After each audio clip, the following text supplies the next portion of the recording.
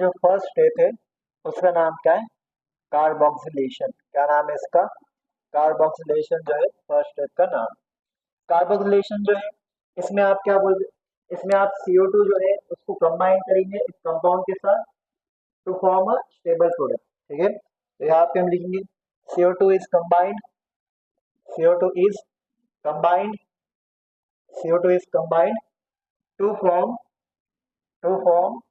an stable intermediate, to form an stable intermediate। ये जो है आपके पास इसका काम है। और जो है आपके पास नेक्स्ट पॉइंट ये है कि एग्जाम में क्वेश्चन आएगा कि जो आपके पास कैल्विन साइकिल है, डार्क रिएक्शन है, C3 साइकिल है, बायोसिंथेटिक फेज है या कीमोसिंथेटिक फेज है, ये सब इसके नाम है। तो ये इसके अंदर कितने स्टेप्स रहते हैं? तो हम सबको मालूम कितने स्टेप्स है? 3 स्टेप। फर्स्ट स्टेप का नाम क्या है? कार्बोक्सिलेशन। सेकंड स्टेप का नाम क्या है यहाँ पे? रिडक्शन। थर्ड स्टेप का नाम क्या है? रिडक्शन। तो पूछेंगे इसमें सबसे इंपॉर्टेंट स्टेप कौन सा है? तो आंसर क्या रहेगा? कार्बोक्सिलेशन। ठीक है, यहाँ पे हम लिखेंगे मोस्ट क्रूशियल स्टेप। क्या रहने वाला है? मोस्ट क्रूशियल स्टेप रहने वाला है किसके अंदर? कैल्विन साइकिल के अंदर। और ये स्टेप के अंदर क्या इस्तेमाल होता है? एंजाइम इस्तेमाल होता है। बिना एंजाइम के जो है ये आपके पास स्टेप नहीं होने वाला। कौन सा एंजाइम है? ये जो एंजाइम है ये पूरे अर्थ के ऊपर सबसे इंपॉर्टेंट एंजाइम, क्योंकि जो अर्थ के ऊपर जो प्रोड्यूसर रहते हैं, जिसके ऊपर हर एनिमल डायरेक्टली या इनडायरेक्टली डिपेंडेंट है, वो कौन है? प्लांट्स है। अब प्लांट्स इतने इंपॉर्टेंट है कि प्लांट्स फोटोसिंथेसिस करते हैं, और फोटोसिंथेसिस करने के लिए एक एंजाइम नेसेसरी है, उसका नाम क्या है? रूबिस्को। तो रूबिस्को पूरे अर्थ के ऊपर सबसे इंपॉर्टेंट एंजाइम। एंजाइम क्या रहते? मेनली एंजाइम क्या रहते? प्रोटीन। नीट में क्वेश्चन आता कि वो कौन सा प्रोटीन है जिसकी क्वांटिटी अर्थ पे सबसे ज्यादा है? तो उसका आंसर कौन है? रूबिस्को, जो हम बायोमॉलिक्यूल में लिखते बार बार। ठीक है, यहाँ पे लिख लेंगे हम कि it is enzyme mediated process, it is enzyme mediated process, it is enzyme mediated process। इसको हम लिखे it is enzyme mediated process। ठीक है, और ये एंजाइम का नाम क्या है? इस एंजाइम का नाम क्या है? Rubisco राइबोलोज 1,5 bisphosphate. किसका नाम है? आरएनए का नाम है राइबोलोज 1,5 bisphosphate carboxylase oxygenase. Carboxylase oxygenase जो है इसका नाम है। ठीक है, तो यहाँ पे हुआ क्या? यहाँ पे हमने CO2 लिए जो कितने कार्बन का है? 1 कार्बन। इसको हमने मिलाए किसके साथ? प्राइमरी CO2 एक्सेप्टर जो कौन है? ReVP। बराबर है कितने कार्बन का है? 5 कार्बन का। ये जो है आपके साथ मिलेंगे 5 कार्बन और 1 कार्बन, ये आपके पास क्या बनेगा? 6 कार्बन अनस्टेबल कंपाउंड बनेगा। ऐसा कंपाउंड जो बनने के बाद ही क्या हो जाएगा? आपके पास टूट जाएगा, और टूटने के बाद जो है ये आपके पास क्या करेगा? ये आपके पास क्या करेगा? ये आपके पास फर्स्ट स्टेबल प्रोडक्ट बनेगा जो कौन है? आपके पास 3-फॉस्फोग्लिसरिक एसिड, 3 कार्बन का कंपाउंड जिसके थर्ड कार्बन पे क्या रहने वाला है? Phosphate group. ये आपके पास 3 कार्बन का है, और जो है आपके पास साथ ही साथ इसको हम क्या बोलते हैं? First stable product. First stable product जो है 3 कार्बन का है, इसलिए कैल्विन साइकिल का दूसरा नाम क्या है? C3 cycle. ठीक है, फर्स्ट स्टेबल प्रोडक्ट हो गया हमारे पास। ये जो है कौन सा हो गया आपके पास? कार्बोक्सिलेशन वाला step. 3 PGA is reduced to 1,3 bis PGA, 1,3 bis PGA by utilizing। ठीक है, in this step 3 PGA is reduced to 1,3 bis PGA by utilizing ATP, and it is further reduced into phosphoglyceraldehyde by utilizing। क्या इस्तेमाल करेंगे? by utilizing NADPH2। ठीक है, by utilizing NADPH2।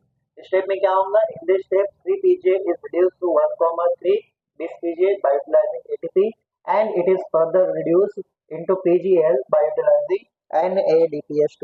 तो यहाँ पे आपके पास प्रोसेस कैसा होने वाली कि हमारे पास 3 PGA था जो कितने कार्बन का था? 3 कार्बन था। उसको हमें जो है कन्वर्ट करें किसके अंदर? 1,3 bis PGA।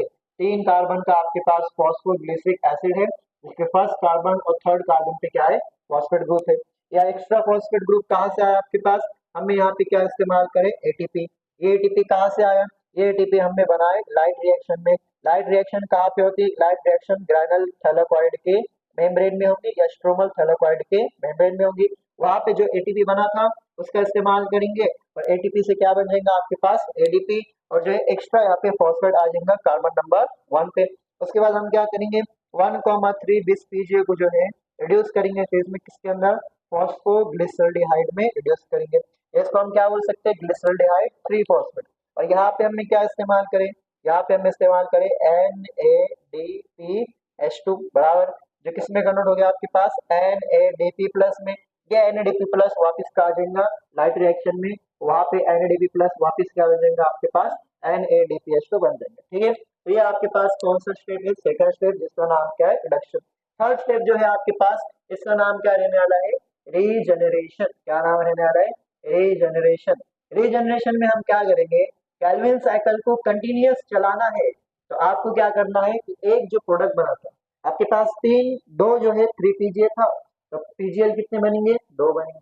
2 पीजीएल में से एक पीजीएल को आप क्या करेंगे, इस्तेमाल करेंगे रीजनरेशन। किसके रीजनरेशन में, राइबोलोज 1,5 बिस्फॉस्फेट, जो कौन है आपके पास, प्राइमरी CO2 एक्सेप्टर। और एक पीजीएल आगे जाएगा और क्या बनेगा आपके पास, ग्लूकोज बनेगा। ठीक है, तो यहाँ पे हम लिखेंगे to continue to continue to continue Calvin cycle, to continue Calvin cycle uninterrupted uninterrupted uninterrupted. ठीक है, 1 pgl is used to regenerate क्या रीजनरेट करेंगे, regenerate RUBP ribulose 1,5 bisphosphate by utilising क्या क्या इस्तेमाल करेंगे, by utilising ATP, by utilising ATP। तो यहाँ पे हमारे पास क्या प्रोसेस हो जाएगा, कि हमारे पास PGAL है, फॉस्फोग्लिसरल्डिहाइड, या जिसको हम क्या बोल सकते हैं, ग्लिसरल्डिहाइड 3 फॉस्फेट भी बोल सकते हैं। ठीक है, इसके बाद ये 3 कार्बन के कंपाउंड में थर्ड कार्बन पे क्या रहने वाला आपके पास, फॉस्फेट ग्रुप रहने वाला, और साथ ही साथ ये क्या है आपके पास, अल्डिहाइड। इसको आप रिड्यूस करेंगे और क्या बनेगा आपके पास, RUBP बनेगा बराबर है, जो कितने कार्बन का है आपके पास, 5 कार्बन का है। ठीक है, अब यहाँ पे आप क्या इस्तेमाल करने वाले हैं, ATP इस्तेमाल करने वाले, क्या इस्तेमाल करने वाले, ATP। तो ATP जो है आपके पास, ATP जो है आपके पास जो है एडिनोसाइन ट्राइफॉस्फेट, जो यहाँ पे कन्वर्ट हो जाएगा एडिनोसाइन डाइफॉस्फेट। ठीक है, यहाँ पे थर्ड कार्बन पे एक फॉस्फेट है, IUPAC में क्या है, बिसफॉस्फेट 2 फॉस्फेट, एक एक्स्ट्रा फॉस्फेट कहाँ से है आपके पास, ATP के पास है। तो यहाँ पे हमारे पास कौन सी प्रोसेस होगी, कैल्विन साइकिल। डिटेल में हमने क्या इसको पूरा पढ़ लिया, इसको लिख लो आप लोग। कैल्विन साइकिल का इस्तेमाल हो रहा है क्या बनाने के लिए, क्या बनाने के लिए इस्तेमाल हो रहा है, मेरे साथ बोलो क्या इस्तेमाल हो रहा है, कैल्विन साइकिल क्या बनाने के लिए इस्तेमाल कर रहे हैं, ग्लूकोज। आप लोग बताओ, 1 ग्लूकोज, एक ग्लूकोज में कितने कार्बन रहते हैं, एक ग्लूकोज में कितने कार्बन रहते हैं, कितने कार्बन का रहता है ग्लूकोज मॉलिक्यूल, 6 कार्बन रहते हैं। ठीक है बराबर। अब आप लोगों ने कैल्विन साइकिल पढ़े, जब हमारे पास एक बार कैल्विन साइकिल हुई थी तो उसमें कितनी बार CO2, कितनी CO2 आया, एक CO2 आया। इसका मतलब एक कैल्विन साइकिल में एक CO2 यूटिलाइज होता है। इसका मतलब अगर कैल्विन साइकिल को एक ग्लूकोज बनाना है तो कैल्विन साइकिल कितनी बार करना पड़ेगा आपको, 6 बार। ठीक है, तो आपके पास 1 Calvin cycle 1 Calvin cycle 1 Calvin cycle fixes 1 carbon.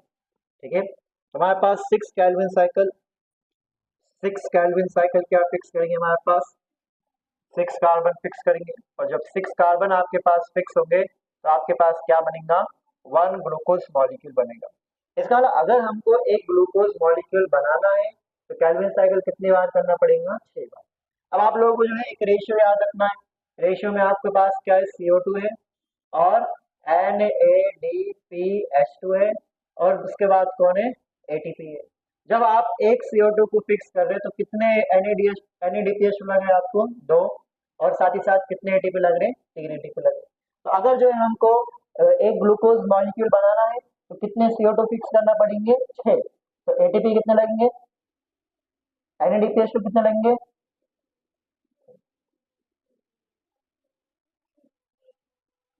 हाँ NADPH कितना लेंगे 12 और ATP कितना लेंगे 18, ठीक है। ऐसा रहूंगा आपके पास कि हमारे पास जो है वन कार्बन फिक्स करने जो है एक केल्विन साइकिल में जो है हमारे पास कितने एटीपी लग रहे, 3 ATP लग रहे, और साथ ही साथ क्या लग रहे, 3 ATP लग रहे और साथ ही साथ क्या लग रहे, 2 NADPH लग रहे। कितना समझिए आप लोग, तो 6 केल्विन साइकिल में कितना लेंगे, 6 केल्विन साइकिल में कितना लेंगे, ठीक है। इसके बाद जो है आप यहाँ पे क्या करो, 6 केल्विन साइकिल मतलब 6 कार्बन, 6 उसके बाद जो है 6 का कितना आएगा 12, और जो है 6 का कितना आएगा 18। तो ये क्या होगा आपके पास, एक ग्लूकोज मॉलिक्यूल के लिए होगा। किसके लिए होगा आपके पास, एक ग्लूकोज मॉलिक्यूल। तो आपके पास ये रेशियो आपने याद रखना, ठीक है। तो आपके पास जो है 6 केल्विन साइकिल के लिए कितना हो जाएगा आपके पास 18 ATP हो जाएगा, और जो है आपके पास कितना हो जाएगा 12 NADPH2। एग्जाम में क्वेश्चन आएगा कि हम लोगों को एक ग्लूकोज मॉलिक्यूल बनाना है, तो एक ग्लूकोज मॉलिक्यूल बनाने के लिए कितने एटीपी और कितने एनएडीएच लेंगे। हम कहेंगे एक ग्लूकोज मॉलिक्यूल 6 कार्बन लेंगे, 6 कार्बन मतलब 6 बार केल्विन साइकिल, 6 बार केल्विन साइकिल मतलब 6 to the 12, 6 to the 18। किसने कहा अगर हमको जो है 2 ग्लूकोज मॉलिक्यूल बनाना है, एक ग्लूकोज में 6 कार्बन, 2 ग्लूकोज में 12 कार्बन, 12 कार्बन मतलब 12 केल्विन साइकिल, 12 to the 24, 12 3 क्या आएगा आपके पास 36। तो इतने आप लोगों को लगेंगे, ठीक है। तो हमारे पास जो है 6 केल्विन साइकिल है आपके पास, कितने लगेंगे आपके पास, ठीक है। 6 केल्विन साइकिल मतलब यहाँ पे क्या बनेगा आपके पास, एक ग्लूकोज मॉलिक्यूल जो है इस्तेमाल होगा, एक ग्लूकोज मॉलिक्यूल यहाँ पे बनेगा, ठीक है। एक केल्विन साइकिल में 3 ATP और 2 NADH2, 6 केल्विन साइकिल में कितना होगा 18 ATP और 12 NADH2। समझिए आप इतना, ठीक है। तो एग्जाम में इस तरह क्वेश्चन आते हैं हमारे पास। तो बोलना हमारे पास कि ATP एंड, ठीक है, क्या बोलता आपके पास CO2 जो है, और ATP जो है, और जो है आपके पास NADPH2 जो है कितने लगेंगे अगर हमारे पास हमको एक ग्लूकोज मॉलिक्यूल बनाना है। क्या बनाना है, एक ग्लूकोज मॉलिक्यूल। तो हम बोलेंगे एक ग्लूकोज मॉलिक्यूल में कितने हैं 6 CO2 है, तो 6 CO2 है तो 6 टू द कितना आएगा 12 NADPH2 आएगा, और जो है आपके पास फिर क्या आ जाएगा 18 क्या आ जाएगा ATP आ जाएगा, बराबर है। हम यहाँ पे कहेंगे कि हमारे पास कितने 10 ग्लूकोज मॉलिक्यूल बनाना है, तो कितने लगेंगे बताओ आप लोग।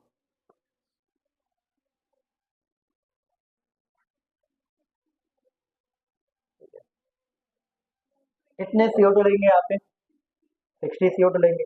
एक ग्लूकोज में 6 CO2 है तो 10 ग्लूकोज में कितने 60 CO2, 60 CO2 है आपके पास, तो 60 × 12 कितना आएगा, 60 × 2 कितना आएगा 120 क्या लेंगे यहाँ पे NADPH लेंगे, NADPH लेंगे। उसके बाद ATP कितने, ATP 60 × 30 कितना आएगा आपके पास 180 क्या होंगे आपके पास ATP। समझ में आ गया आप लोग इतना, ठीक है, लिख लो इसको आप लोग, ये बहुत इंपॉर्टेंट है ये वाला पॉइंट, ठीक है। ये रेशियो अगर आपने याद रखे तो ये सारे जो है आपके पास क्या होंगे आसानी से सॉल्व हो जाएंगे। तो ये क्या होगा आपके पास एक केल्विन साइकिल का।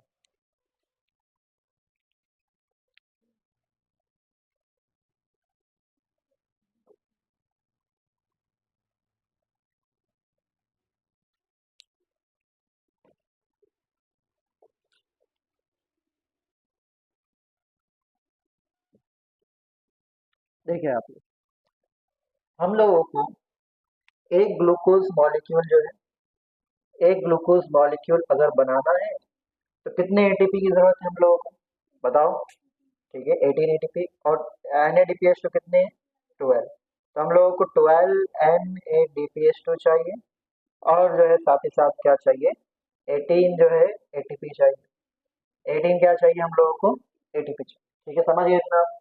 अब जो आपको ATP और NADPH2 कहाँ से मिलते हैं, लाइट रिएक्शन से मिलते हैं। लाइट रिएक्शन में भी दो है, साइक्लिक है और नॉन साइक्लिक, ठीक है।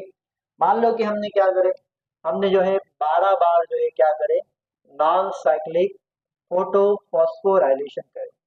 क्या करें हमने 12 बार नॉन साइक्लिक फोटो फॉस्फोरेशन।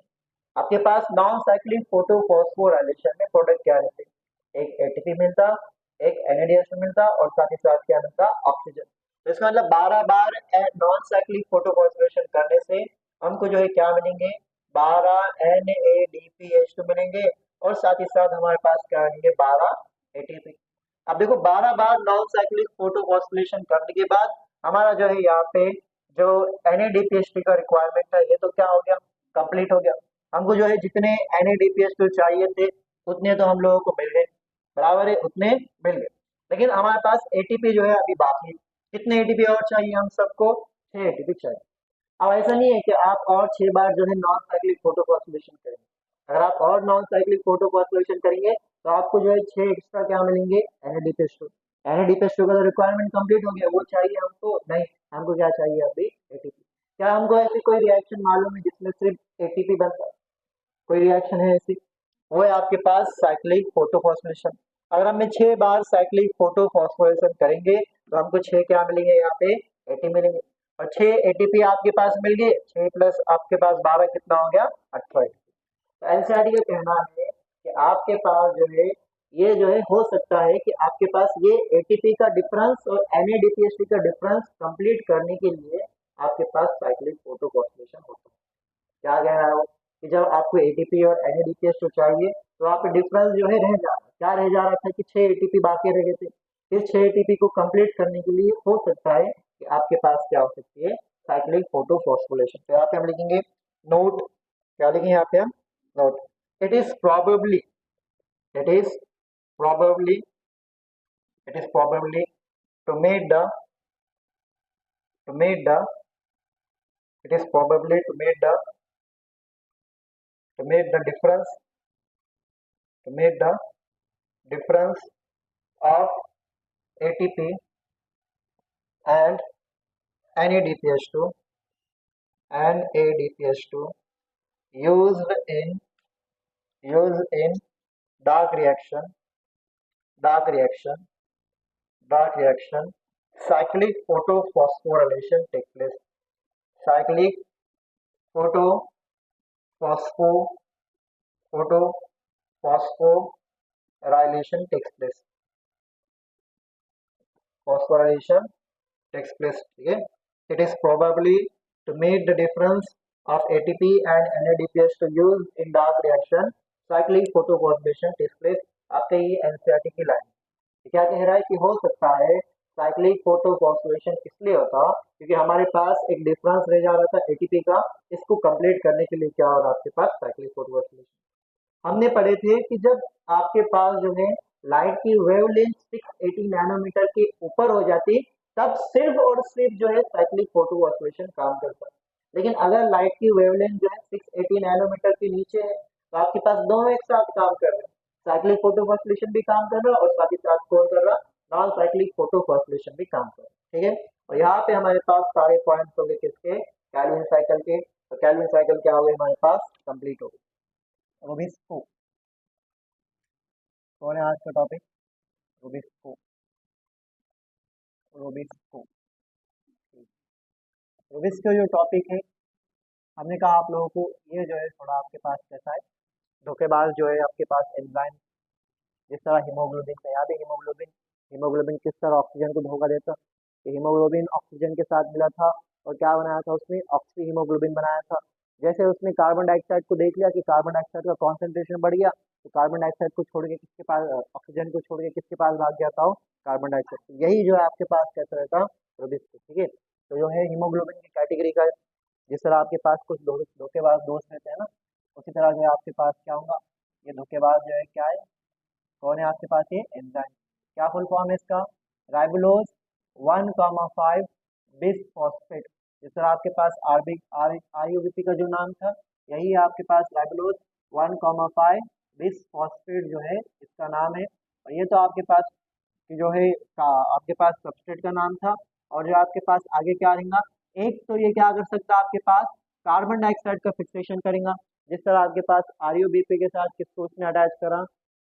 CO2 को। तो जब ReB के साथ CO2 को अटैच करा उस प्रोसेस को आप क्या बोलते हैं? कार्बोक्सिलेशन। और जब एंजाइम ये करेगा इसका मतलब वो किसकी तरह एक्ट करेगा? कार्बोक्सिलेज की तरह एक्ट करेगा।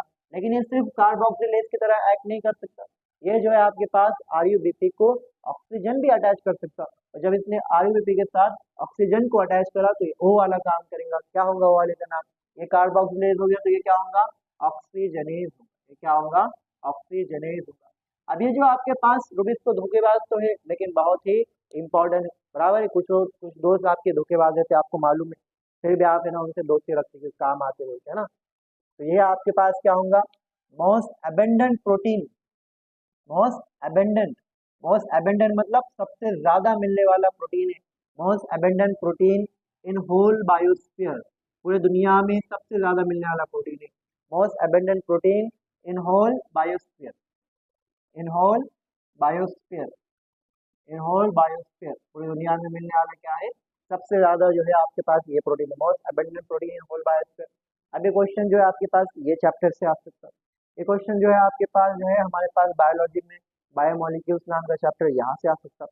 ये क्वेश्चन आपके पास जो है केमिस्ट्री के बायोमोलिक्यूल चैप्टर से भी आ सकता है कि वो कौन सा प्रोटीन है जो दुनिया में सबसे ज्यादा मिलता है, या वो कौन सा एंजाइम है जिसकी क्वांटिटी दुनिया में सबसे ज्यादा है, वो कौन सा है, बायोस्फीयर, ठीक है, सॉरी कौन सा आपके पास, रूबिस्को, ठीक है। It can combine with, it can combine with, it can combine with, किसके साथ कंबाइन करेंगे, it can combine with both, both CO2 and O2, CO2 और O2 के साथ कंबाइन कर सकता है, लेकिन किसके साथ कंबाइन होगा, and it's combining capacity, and it's combining capacity, and it's combining capacity, it's combining capacity जो है, it's combining capacity depends on, it's combining capacity depends on, जिस तरह आपके पास हीमोग्लोबिन था उसी तरह ये भी है।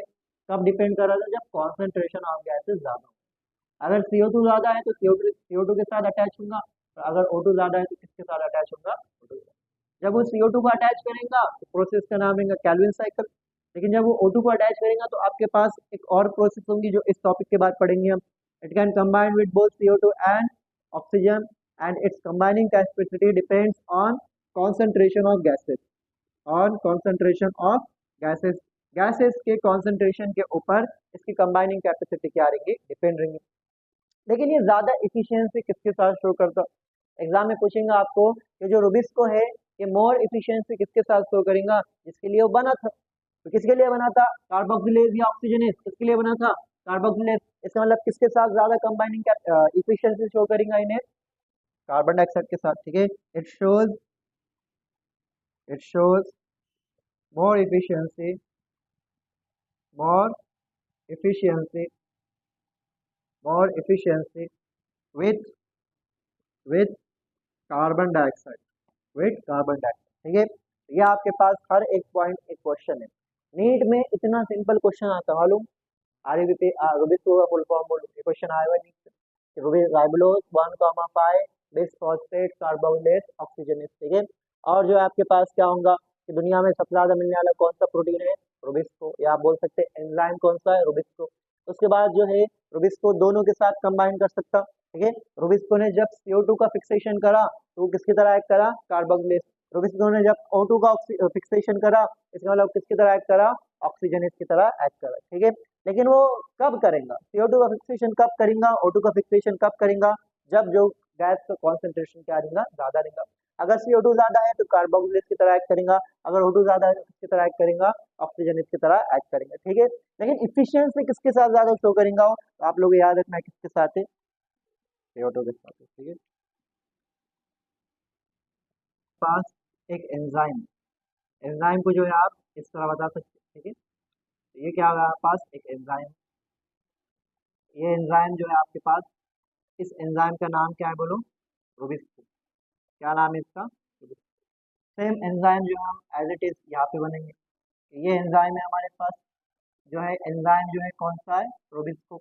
रूबिस्को जो एंजाइम है इसका जो है फुल फॉर्म क्या है बोलो, एंजाइम का, रूबिस्को का फुल फॉर्म क्या है, राइबोलोज, राइबोलोज क्या है फुल फॉर्म उसका, राइबोलोज 1,5 बिस फॉस्फेट कार्बोक्सिलेज और ऑक्सीजनेज जो है इसका क्या है फुल फॉर्म, समझ में आ गया आप लोगों को, ठीक है। तो ये आपके पास क्या हो गया, एंजाइम, बराबर।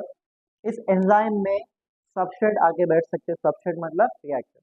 एंजाइम क्या करता है, रिएक्टेंट को प्रोडक्ट में कन्वर्ट करता है, सबस्ट्रेट को किस में कन्वर्ट करता है, प्रोडक्ट। अब यहाँ पे एक जो जगह है ये आपके पास जो है हमेशा जो है ये बुक्ड है, किसके लिए बुक्ड है आपके पास, प्राइमरी CO2 एक्सेप्टर, जिसका नाम क्या है बोलो, RUBP, क्या नाम है इसका, RUBP। इसी के बेसिस पे जो है आपके पास क्या नाम है, राइबोलोज का नाम है, इसका नाम है एंजाइम का। ठीक है, तो यहाँ पे एक जगह जो है बुक्ड है, जो 5 कार्बन का कंपाउंड है, प्राइमरी CO2 एक्सेप्टर है, जो कौन है आपके पास RUAP है। तो ये आपके पास क्या रहेगा, RUAP हो जाएगा, बराबर है। ठीक है, लेकिन जो सेकंड जगह है वो आपके पास डिपेंड करेगा कॉन्सेंट्रेशन ऑफ गैसेस, क्योंकि यहाँ पे कौन आ सकता, यहाँ पे आपके पास CO2 भी आ सकता, और यहाँ पे कौन आ सकता आपके पास RU। ठीक है, मान लीजिए कि हमारे पास CO2 है, हमारे पास क्या है, CO2 है, ये आपके पास क्या हो गया, CO2 हो गया। CO2 का कॉन्सेंट्रेशन जो है ज़्यादा है, CO2 का जो है कॉन्सेंट्रेशन ज़्यादा है, किससे, O2 से, किससे, O2 से। ठीक है, इसकी वजह से जो CO2 है वो आके यहाँ पे क्या हो गया, अटैच हो गया। CO2 क्या हो गया आपके पास, यहाँ पे आके क्या हो गया, अटैच हो गया। तो CO2 हमारे पास इस तरह यहाँ पे आके क्या हो गया, अटैच हो गया। जब CO2 यहाँ पे अटैच हो गया, CO2 आपके पास कितने कार्बन का रहता, 1 कार्बन का रहता, और ये आपके पास कितने कार्बन का रहता, 5 कार्बन। दोनों के बीच में एक बॉन्ड बन जाएगा और आपके पास क्या हो जाता है, 6 कार्बन का अनस्टेबल कंपाउंड बनता है ना। ठीक है, इस तरह आपके पास काम करेगा। हम यहाँ पे लिखेंगे, यहाँ पे ये आपके पास रुबिस्को है, ये कौन है आपके पास, रुबिस्को। रुबिस्को किसकी तरह एक्ट कर रहा, एक्ट्स एज किसकी तरह एक्ट करा उसने, कार्बोक्सिलेज की तरह। किसकी तरह एक्ट करा, कार्बोक्सिलेज। अब मान लो कि क्या हुआ कि जो CO2 का कॉन्सेंट्रेशन है वो कम हो गया, CO2 का कॉन्सेंट्रेशन क्या हो गया, वो कम हो गया, और कॉन्सेंट्रेशन किसका बढ़ गया, O2 का बढ़ गया।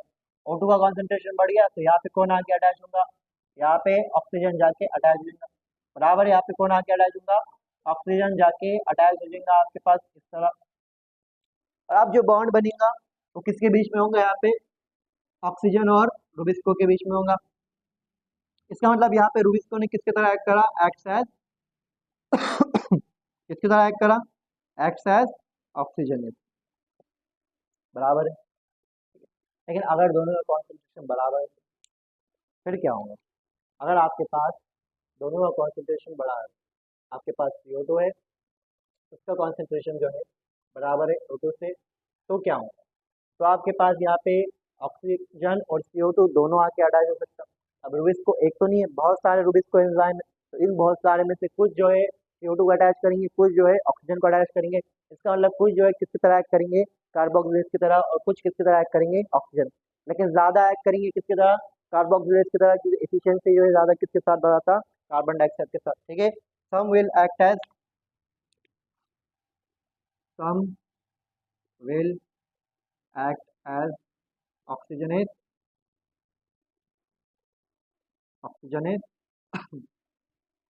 and some will as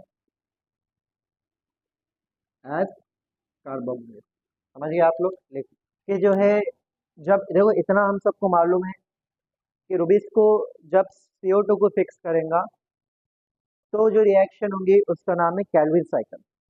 लेकिन अगर उसने O2 को फिक्स करा तो रिएक्शन का नाम क्या रहने वाला है, उस रिएक्शन का नाम है फोटो रेस्पिरेशन। क्या नाम है, फोटो रेस्पिरेशन। एक ऐसी प्रोसेस जो सिर्फ प्लांट का नुकसान करती है, क्या करती है, प्लांट का नुकसान करती है। उस प्रोसेस का नाम क्या है, फोटो रेस्पिरेशन। ये जो प्रोसेस है ये C3 प्लांट्स में होती है, किसमें होती है, C3 प्लांट।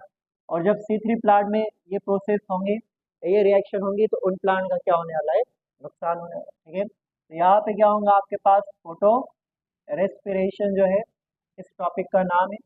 अब फोटो रेस्पिरेशन कब होगा, फोटो रेस्पिरेशन जब होगा जब आपके पास रूबिक्स को CO2 के बजाय ऑक्सीजन को फिक्स करेगा।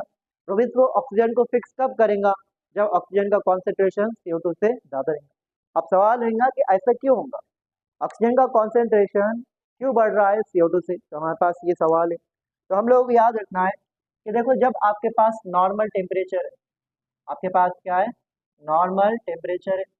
नॉर्मल टेम्परेचर मतलब लाइट भी कहती है नॉर्मल है, लाइट और टेम्परेचर डायरेक्टली प्रोपोर्शनल है। ज़्यादा लाइट थी, ज़्यादा धूप है तो ज़्यादा टेम्परेचर है, कम धूप है तो आपके सॉरी कम धूप है तो कम टेम्परेचर है। ठीक है, अब जब टेम्परेचर नॉर्मल है तो क्या होगा कि हमारे पास ये लीफ है, हमारे पास क्या ये लीफ है। क्या आप लोगों को मालूम लीफ में वो कौन सा स्ट्रक्चर रहता जिसके थ्रू गैसेस अंदर आते और बाहर जाते, क्या नाम रहता उसका, राइट, क्या नाम है उसका, स्टोमेटा। तो यहाँ पे इस तरह एक ओपनिंग रहेंगे, इस ओपनिंग का नाम क्या है, स्टोमेटा। क्या नाम है इस ओपनिंग का, स्टोमेटा। तो अभी यहाँ पे स्टोमेटा कैसा है, बंद है क्या खुला है, ये आपके पास ओपन है, तो यहाँ पे हम लिख लेंगे कि स्टोमेटा कैसा है, यहाँ पे ओपन है। अब ओपन है तो हो क्या रहा है, तो ये रहा है कि आपके पास जो है बाहर से CO2 अंदर आ रहा है, बाहर से CO2 कहाँ आ रहा है, अंदर आ रहा है, तो इस तरह CO2 अंदर आएगा और कहाँ जाएगा, वो जो है लीफ के सेल्स जिनका नाम क्या रहता है, मेसोफिल सेल। मेसोफिल सेल के अंदर जो है आपके पास एक ऑर्गेनेल रहता है जिसका नाम रहता है क्लोरोप्लास्ट। क्लोरोप्लास्ट के स्ट्रोमा में जाके ये रिएक्शन करेगा, कौन सी रिएक्शन करेगा, बोलो बोलो कौन सी रिएक्शन करेगा, कैल्विन साइकिल जो है ये रिएक्शन करेगा लीफ में, क्लोरोप्लास्ट के अंदर, स्ट्रोमा के अंदर, बराबर है, बराबर है। अब जो है आपके पास हम सबको ये भी मालूम कि जो है क्लोरोप्लास्ट में एक और एक रिएक्शन हो रही, क्या रिएक्शन हो रही है हमारे पास, कि जो H2 है, जो क्या आपके पास H2 है, वो टूट रहा है, वो टूट रहा है और आपके पास क्या बन रहा है, 2H+ बन रहा, प्लस 2 इलेक्ट्रॉन बन रहे, और साथ ही साथ क्या बन रहा है आपके पास, ऑक्सीजन बन रहा। और ये ऑक्सीजन जो है बनने के बाद क्या हो रहा, ये जो है आपके पास कहाँ रिलीज हो रहा, एटमॉस्फेयर में रिलीज हो जा रहा है ये ऑक्सीजन, बराबर है। तो क्या हो रहा है आपके पास लीफ में नॉर्मल टेम्परेचर पे स्टोमेटा ओपन है, स्टोमेटा ओपन है तो CO2 अंदर आ रहा, और जब फोटोलिसिस ऑफ वाटर हो रही तो O2 कहाँ जा रहा, बाहर जा रहा। समझिए इतना आप लोग, ये नॉर्मल टेम्परेचर पे हो रहा है। लेकिन अगर टेम्परेचर ज़्यादा हो गया, अगर टेम्परेचर क्या हो गया, ज़्यादा हो गया, ठीक है, तो यहाँ पे हमारे पास हम लिखेंगे हाई टेम्परेचर। क्या लिखेंगे हम यहाँ पे, हाई टेम्परेचर। हाई टेम्परेचर यहाँ बोलेंगे लाइट इंटेंसिटी अगर जो है क्या हुआ, ज़्यादा हो गया, तो क्या होगा आपके पास, ये सेम लीफ है, ये क्या है आपके पास, सेम लीफ है। इस लीफ में जो आपके पास स्टोमेटा था ये क्या हो गया, क्लोज हो गया, ये क्या हो गया आपके पास, क्लोज हो गया। जो स्टोमेटा था ये क्या हो गया आपके पास, क्लोज हो गया। क्यों क्लोज हुआ स्टोमेटा, क्योंकि हम सबको मालूम हाई टेम्परेचर की वजह से एक प्लांट में लॉस ऑफ वाटर होता, प्लांट में से जो है वाटर जो है लॉस होगा, वाटर लॉस को रोकने के लिए प्लांट क्या करता है, स्टोमेटो को बंद करेगा, स्टोमेटा बंद हो जाएगा तो वाटर बाहर जा पाएगा, वाटर बाहर नहीं जा पाएगा। लेकिन हम सबको ये भी मालूम कि वाटर बाहर नहीं जा पा रहा तो CO2 भी अंदर नहीं आ पा रहा, वाटर बाहर नहीं जा पा रहा तो CO2 भी अंदर आ पाएगा, नहीं आ पाएगा, तो CO2 भी अंदर नहीं आ रहा। लेकिन ये तो लीफ है, और लीफ के ऊपर लाइट तो आ रही है, लाइट आ रही है तो कौन सी रिएक्शन होंगे, लाइट रिएक्शन होंगी, और जब लाइट रिएक्शन होंगे तो आपके पास फोटोलिसिस ऑफ वाटर होगा, और फोटोलिसिस ऑफ वाटर होने की वजह से क्या होगा, 2H+ प्लस 2 इलेक्ट्रॉन, प्लस जो है आपके पास क्या बनेगा, हाफ O2 बनेगा, बराबर, प्लस आपके पास क्या बनेगा, हाफ O2। अब यहाँ पे प्रॉब्लम ये हो रही है कि लाइट रिएक्शन जो है चालू है, और लाइट रिएक्शन चालू होने की वजह से ऑक्सीजन जो है यहाँ पे क्या होगा, बनते जाएगा, ऑक्सीजन बनेगा, लेकिन ये ऑक्सीजन बाहर जा पाएगा, ये ऑक्सीजन बाहर नहीं जा पा रहा। अब ये लीफ में क्या हो रहा, ये लीफ में CO2 अंदर नहीं आ पा रहा और ऑक्सीजन बाहर नहीं जा पा रहा, तो लीफ के अंदर किसका कॉन्सेंट्रेशन बढ़ रहा है, ऑक्सीजन का कॉन्सेंट्रेशन बढ़ रहा है। तो अब ऑक्सीजन का कॉन्सेंट्रेशन यहाँ पे बढ़ेगा, ठीक है, ऑक्सीजन का कॉन्सेंट्रेशन यहाँ पे बढ़ेगा, CO2 का कॉन्सेंट्रेशन कम होगा। तो हम सबको मालूम कि रूबिस को जो है किसकी तरह एक्ट करेगा, किसकी तरह एक्ट करेगा, ऑक्सीजन इसकी तरह एक्ट करेगा। तो यहाँ पे हम लिखेंगे due to high temperature, due to high temperature, ठीक है, due to high temperature, due to high temperature stomata closes, stomata closes, stomata closes to stop to stop to stop loss of water, loss of water. This leads to this leads to high concentration,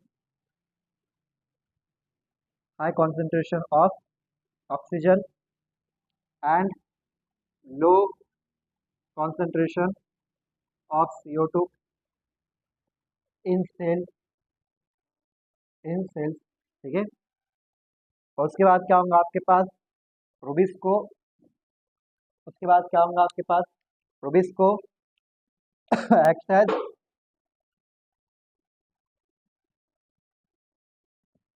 rubisco, rubisco acts as, rubisco acts as oxygenase, किसकी तरह act करेगा, oxygenase की तरह act करेगा।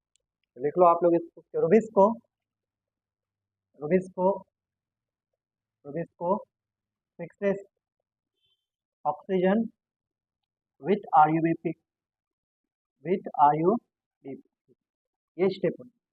Calvin cycle में हुआ क्या था, आपने CO2 को फिक्स करे थे RUBP के साथ, जिसको आपने कार्बोक्सिलेशन कहा था। जब O2 फिक्स होगा RUBP के साथ तो उसको आप क्या कहेंगे, फोटो रेस्पिरेशन कहेंगे, या इसको आप बोल सकते हैं ऑक्सीजनेशन भी बोल सकते हैं आप इसको, ठीक है। अब ये जो है बट जो फोटो रेस्पिरेशन एक बहुत बड़ी रिएक्शन है, ठीक है, लेकिन जो है इतनी बड़ी रिएक्शन में हमको जो है ये याद रखना है वो फर्स्ट स्टेप। कौन सा इसका स्टेप याद रखना है, फर्स्ट स्टेप। एग्जाम में आपको जो क्वेश्चन आएगा तो 99.9% जो है कहाँ से आने वाला है, इसके फर्स्ट स्टेप में, कि जब RUAP और ऑक्सीजन मिलते हैं तो क्या बनता है। जिस तरह आपके पास कैल्विन साइकिल में RUBP और CO2 जब मिले थे तो क्या मिला था हमारे को, 3 PGA मिले थे। इसी तरह जो है यहाँ पे क्या होगा, ठीक है, तो यहाँ पे हम लिखेंगे कि जब आपके पास RUAP जो है, RUAP राइबोलोज 1,5 बेस फॉस्फेट मिलेगा किसके साथ, ऑक्सीजन के साथ। किसके साथ मिलेगा, ऑक्सीजन के साथ। In the presence of enzyme, कौन सा एंजाइम है आपके पास, रुबिस्को, लेकिन इस बार जो है किसकी तरह एक्ट कर रहा है आपके पास, ये ऑक्सीजन इसके पास। अब ये आपके पास सबसे इंपॉर्टेंट पार्ट है कि क्या बनता है ये फर्स्ट स्टेप के अंदर, ठीक है। तो फर्स्ट स्टेप में आपके पास बनते हैं दो चीज। सबसे पहले आपके पास बनता है 3 PGA। 3 PGA कितने कार्बन का रहता है आप सबको मालूम। यहाँ पे बताओ कितने कार्बन है, ऑक्सीजन में कितने कार्बन है, 0 कार्बन है। यहाँ पे कितने कार्बन है, 5 कार्बन का है, हम सबको मालूम है। तो यहाँ पे 3 PGA कितने कार्बन का रहता, कितने कार्बन का है, और बोलो जल्दी से, 3 कार्बन का, ठीक है। तो यहाँ पे 3 कार्बन है, तो अब कितने कार्बन बचे, 2 बचे। आपके पास दूसरा कंपाउंड रहेगा, उसका नाम है फॉस्फोग्लाइकोलेट। क्या नाम है इसका, फॉस्फोग्लाइकोलेट।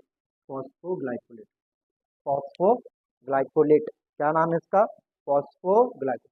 ये जो है आपके पास सबसे इंपॉर्टेंट पार्ट है फॉस्फोग्लाइकोलेट, इसका फोटो रेस्पिरेशन का। ये अब फोटो रेस्पिरेशन बहुत बड़ी रिएक्शन है, अभी हम पढ़ेंगे, ठीक है, फोटो रेस्पिरेशन के बारे में। 3 डिफरेंट ऑर्गेनेल में चलती हो रिएक्शन, लेकिन इस रिएक्शन में अगर एग्जाम में क्वेश्चन आया आपको तो मेनली क्वेश्चन कहाँ से आएगा, यहाँ से आएगा कि फर्स्ट स्टेप में जब रुबिस को ऑक्सीजन और RUBP को मिलाएंगा तो क्या प्रोडक्ट बनेंगे, बोलो क्या बनेगा, एक 3 PGA बनेगा, दूसरा फॉस्फोग्लाइकोलेट बनेगा। सेकंड क्वेश्चन ऐसा पूछ सकता कि जो फर्स्ट स्टेप है फोटो रेस्पिरेशन का, उसमें कितने प्रोडक्ट बनते हैं, तो हमारे पास कितने प्रोडक्ट बनते हैं, 3 PGA और फॉस्फोग्लाइकोलेट कितने हो गए, 2। अब याद रखना है फॉस्फोग्लाइकोलेट है, ग्लाइकोलेट नहीं है। एग्जाम में कंफ्यूज करने के लिए आपको जो है इस तरह क्वेश्चन दे देगा कि आपके पास फर्स्ट स्टेप में कौन से प्रोडक्ट बने, फर्स्ट स्टेप जो है उसमें कौन से प्रोडक्ट बने फोटो रेस्पिरेशन में। ऑप्शन ए दे देगा PGA, ऑप्शन बी दे देगा आपको क्या, ग्लाइकोलेट, ऑप्शन सी दे देगा आपको कोई भी XYZ, और डी दे देगा आपको A एंड B। अब जो जोश में आगे ये नहीं कर देना PGA और ग्लाइकोलेट मिल गया हमारे को आंसर A एंड B। ये ग्लाइकोलेट है और ये क्या है, फॉस्फोग्लाइकोलेट, दोनों अलग चीज है। इसमें फॉस्फेट है, इसमें फॉस्फेट नहीं है, तो यहाँ पे आंसर क्या होगा, सिर्फ PG होगा।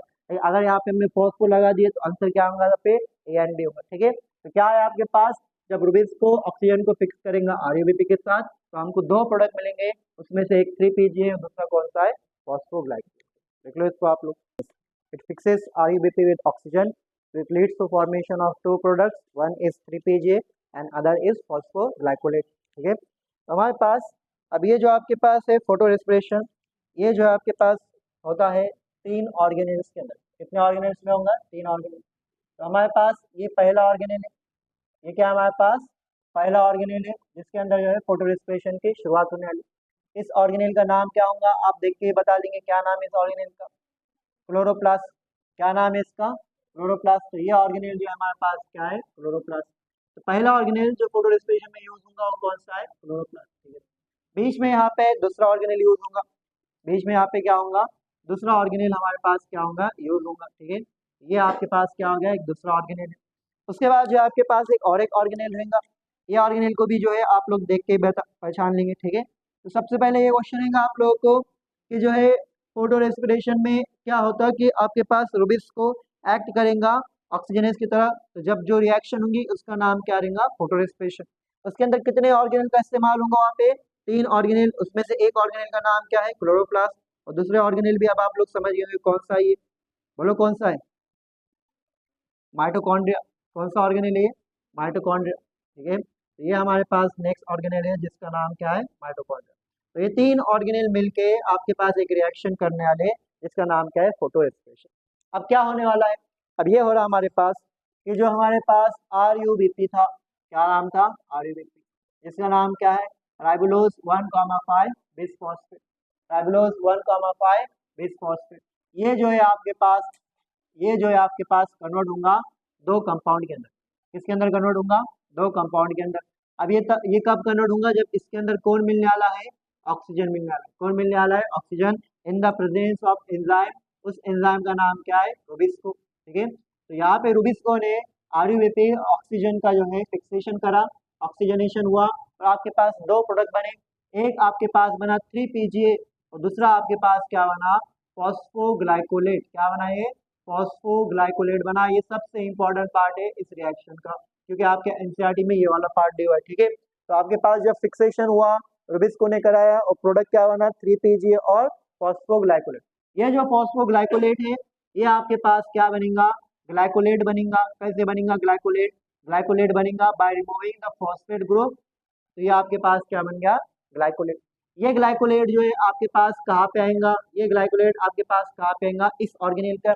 ये ऑर्गेनेल का नाम तो हमें लिखे ही नहीं, क्या नाम रहेगा इसका, पर ऑक्सीजोम। क्या नाम है इसका, पर ऑक्सीजोम जो है इस ऑर्गेनेल का नाम है।